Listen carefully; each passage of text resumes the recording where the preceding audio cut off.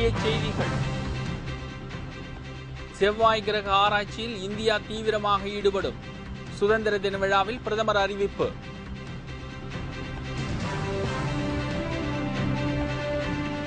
Granite ஊழல்வாதிகளின் சொத்துக்களை பறிமுதல் செய்ய வேண்டும். திருச்சியில் நடந்த சுதந்திர தின விழாவில் கேப்டன் வலியுறுத்தல்.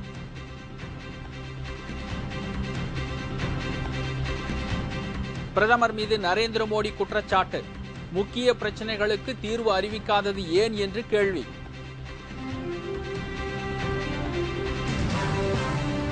நரிக்குறவர் இன மக்களை தொடர்ந்து புறக்கணிக்கிறது அதிமுக அரசு. திருமதி பிரேமலதா விஜயகாந்த் குற்றச்சாட்டு.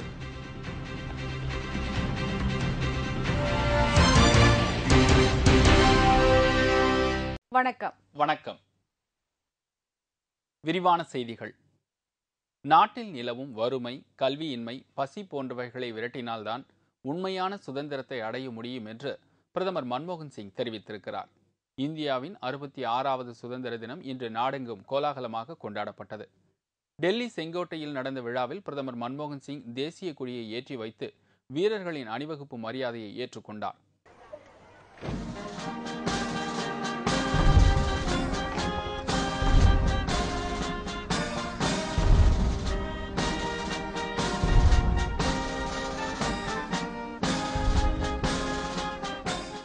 பின்னர் நாட்டு மக்களுக்கு பிரதமர் மன்மோகன் சிங் உரை நிகழ்த்தினார். அப்போது நாட்டில் நிலவும் வறுமை, கல்வியின்மை, பசி போன்றவைகளை விரட்டினால்தான் உண்மையான சுதந்திரத்தை அடைய முடியும் என்று தெரிவித்தார்.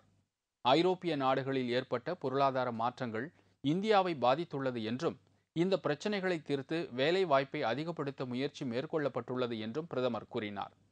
நடப்பாண்டில் பருவமழை கை கொடுக்காததால் பணவீக்கத்தை கட்டுப்படுத்துவது பெரும் சவாலாக மாறியுள்ளது என்றும் இளைஞர்கள் புதிய வேலைவாய்ப்பு பெற பயிற்சி வசதிகள் அதிகரிக்கப்படும் என்றும் பிரதமர் தெரிவித்தார்.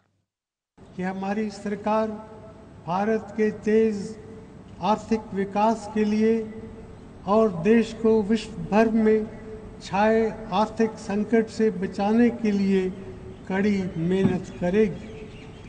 हम शहरों और गांवों में रहने वाले अपने नौजवान भाई बहनों को रोजगार के नए मौके उपलब्ध कराने के लिए कड़ी मेहनत करेंगे. ஏழை எளிய மக்கள் வீடு கட்டிக்கொள்ள 5 லட்சம் ரூபாய் கடன் உதவி வழங்கப்படும் என்று அறிவித்த பிரதமர் செவ்வாய் கிரக ஆராய்ச்சியில் இந்தியா தீவிரமாக ஈடுபடும் என்று தெரிவித்தார். மக்களவையில் லோக்பால் மற்றும் லோக் ஆயுக்தா சட்டம் நிறைவேற்றப்பட்டுள்ளது என்றும் மாநிலங்களவையில் இந்த சட்டங்கள் நிறைவேற அனைத்து கட்சிகளும் ஒத்துழைப்பு கொடுக்க வேண்டும் என்றும் பிரதமர் கேட்டுக்கொண்டார். இந்த விழாவில் காங்கிரஸ் தலைவர் சோனியா காந்தி, AK ஆண்டனி, ப. சிதம்பரம், சுஷில்குமார் ஷிண்டே உள்ளிட்ட மத்திய அமைச்சர்கள், எம்பிக்கள் என ஏராளமானோர் கலந்து கொண்டனர். கிரானைட் ஊழல்வாதிகளின் சொத்துக்களை பறிமுதல் செய்ய நடவடிக்கை எடுக்க வேண்டும் என்று கேப்டன் விஜயகாந்த் வலியுறுத்தியிருக்கிறார். திருச்சி மாவட்டம் திருவெரும்பூர் தொகுதி தேமுதிக சட்டமன்ற உறுப்பினர் செந்தில்குமார் அலுவலகத்தில் சுதந்திர தின விழா நிகழ்ச்சி நடைபெற்றது. இந்த விழாவில் கேப்டன் விஜயகாந்த் கலந்து கொண்டு தேசிய கொடி ஏற்றி வைத்து மரியாதை செலுத்தினார். பின்னர் மாற்றுத்திறனாளி ஒருவருக்கு 3 சக்கர வண்டியை கேப்டன் வழங்கினார். பின்னர் அனைவருக்கும் இனிப்பு வழங்கப்பட்டது. இதைத் தொடர்ந்து செய்தியாளர்களிடம் பேசிய கேப்டன் விஜயகாந்த், சுதந்திரம் என்பது ஏட்டளவில் மட்டுமே இருப்பதாகவும் அதன் பலன் இன்னும் அனைவருக்கும் சென்றடையவில்லை என்றும் குறிப்பிட்டார். கிரானைட் குவாரி ஊழலின் மூலம் தேசிய சொத்துக்களில் பெருமளவில் முறைகேடு நடந்துள்ளது என்றும் கிரானைட் ஊழலில் சம்பந்தப்பட்டவர்கள் மீது கடுமையான நடவடிக்கை எடுத்து அவர்களது சொத்துக்களை பறிமுதல் செய்ய வேண்டும் என்றும் கேப்டன் வலியுறுத்தினார். பேசோ மாநாடு நடத்தி இப்போது இலங்கை அரசை கண்டிக்கும் திமுக தலைவர் கருணாநிதி ஆட்சியில் இருந்தபோது இதேபோன்று முயற்சி எடுத்திருந்தால் ஈழத் தமிழர்கள் படுகொலை தடுக்கப்பட்டிருக்கும் என்றும் தெரிவித்தார். கூட்டணி குறித்து செய்தியாளர்கள் கேட்டபோது தமிழகத்திற்கு நன்மை செய்ய உறுதியளிக்கும் தேசிய கட்சியுடன் கூட்டணி அமையும் என்றும் கேப்டன் குறிப்பிட்டார். மதுரையில மாத்திரமே 35,000 கோடி இருக்கு. அதை கேட்க இதுவரைக்கும் எந்த மந்திரியும் போயிருக்காரா? சும்மா அதிகாரியை போனா உடனே ஊழல் பண்ண அந்த அதிகாரிகளை பிடிச்சிட்டோங்கிற பிடிச்சா மாத்திரம் போதாது. இந்த 30 வருஷமாக என்னென்ன 93 இருந்து இருக்கு.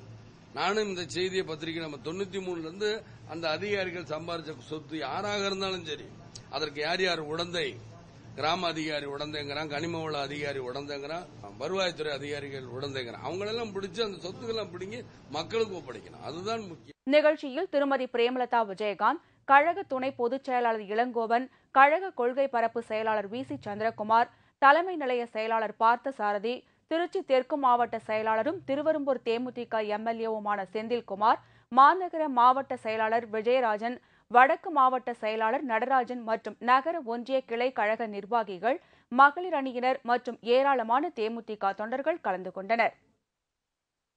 நாட்டில் நிலவும் வறட்சி, வேலையில்லா திண்டாட்டம் மற்றும் அசாம் இனக்கலவரம் ஆகியவற்றை சமாளிக்க முடியாமல் மன்மோகன் சிங் தலைமையிலான மத்திய காங்கிரஸ் கூட்டணி அரசு தோல்வியடைந்துவிட்டது என்று குஜராத் முதலமைச்சர் நரேந்திர மோடி குற்றம் சாட்டினார். குஜராத் மாநிலம் ஜுனாகர் நகரில் நடைபெற்ற சுதந்திர தின விழாவில் முதலமைச்சர் நரேந்திர மோடி கலந்து கொண்டு பேசினார். அப்போது அவர் வறட்சியை சமாளிப்பதற்கான நிவாரண நடவடிக்கையை உரிய முறையில் எடுப்பதில் காங்கிரஸ் கூட்டணி அரசு முற்றிலுமாக தோல்வியடைந்துள்ளது என்றும் தெரிவித்தார். इस बार भयंकर अकाल की ओर देश गया है। क्या मेरे देश के प्रधानमंत्री किसानों के लिए कोई योजना नहीं दे सकते थे? इतना बड़ा संकट अकाल का है। अच्छा तो है पानी नहीं बरस रहा है, वर्षा रूठ गई है। पता नहीं किन पापियों के कारण मेरे गरीब किसानों को भुगतना पड़ रहा है। तब देश आशा करता था कि मेरे प्रधानमंत्री किसानों के लिए कोई योजना लेकर के आते, किसानों को कोई विश्वास देते। தேமுதிக நிறுவன தலைவர் கேப்டன் விஜயகாந்தின் பிறந்தநாளையொட்டி திருச்சி தேனூர் உழவர் சந்தை அருகே இன்று நடைபெற்ற நிகழ்ச்சியில் சுதந்திர போராட்ட தியாகிகளுக்கு 20 லட்சம் ரூபாய் மதிப்பிலான நலத்திட்ட உதவிகளை கேப்டன் விஜயகாந்த் வழங்கினார். தேமுதிக நிறுவன தலைவர் கேப்டன் விஜயகாந்த் தனது பிறந்தநாளை முன்னிட்டு மக்களுக்காக மக்கள் பணி என்ற திட்டத்தை அறிவித்து தமிழகம் முழுவதும் சுற்றுப்பயணம் மேற்கொண்டு நலத்திட்ட உதவிகளை வழங்கி வருகிறார்.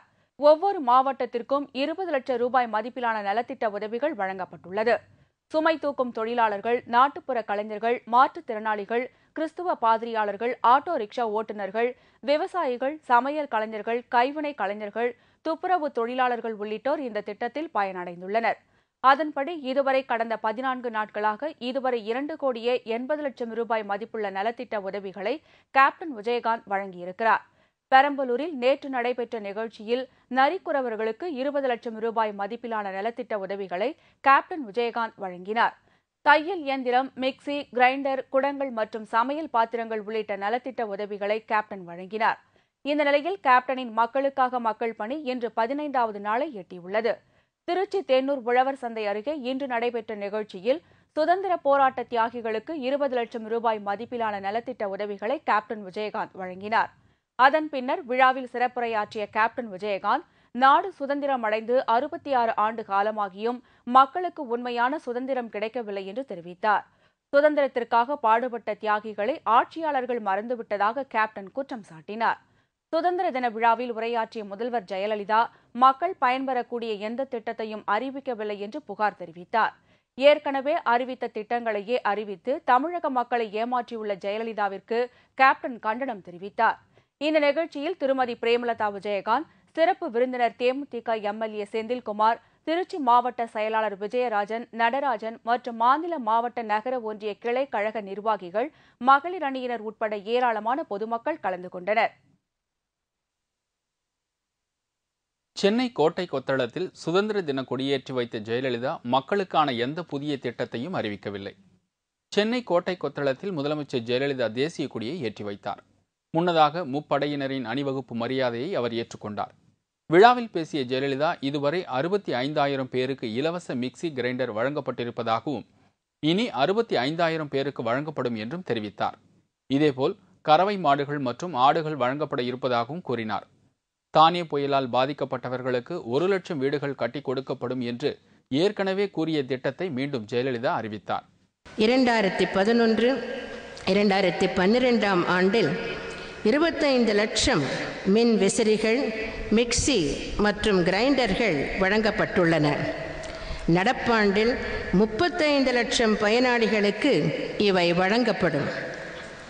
மேலும் வறுமை கோட்டிற்கு கீழ் வாழும் ஏழை எளிய கிராம மக்கள் பயன்பெறும் வண்ணம் கறவை பசுக்கள் மற்றும் ஆடுகள் வழங்கும் திட்டமும் செயல்படுத்தப்பட்டு வருகிறது.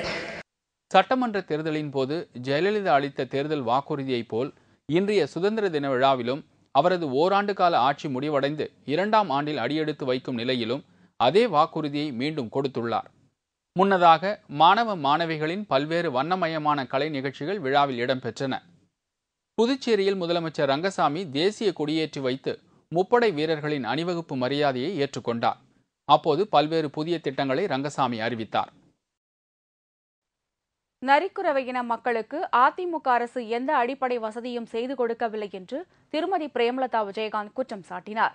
பெரம்பலூரில் நேற்று நடைபெற்ற நலத்திட்ட உதவிகள் வழங்கும் நிகழ்ச்சியில் கலந்து கொண்டு பேசிய திருமதி பிரேமலதா விஜயகாந்த், வாழ்க்கையில் எந்த சூழ்நிலையிலும் நெறி தவறாதவர்கள் நரிக்குறவர்கள் என்று தெரிவித்தார்.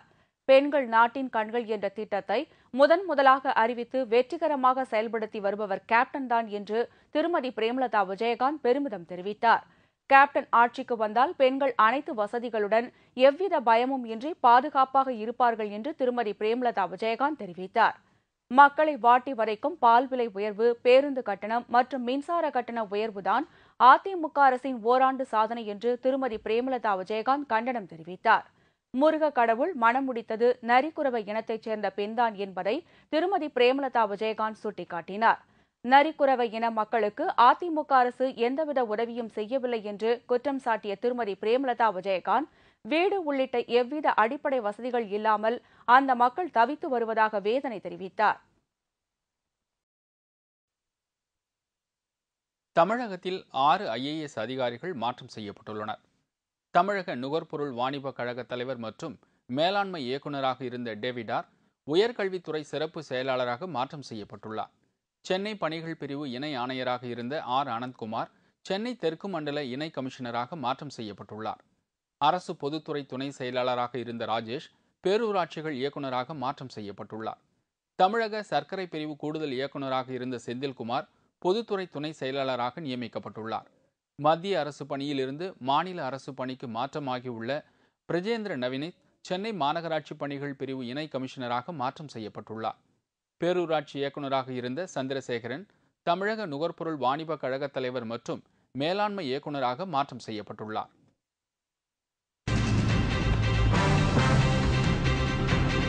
துபாயில் தமிழகத்தின் மற்றொரு மீனவர் பலி, கடலில் மீன்பிடிக்க சென்றபோது விபத்து.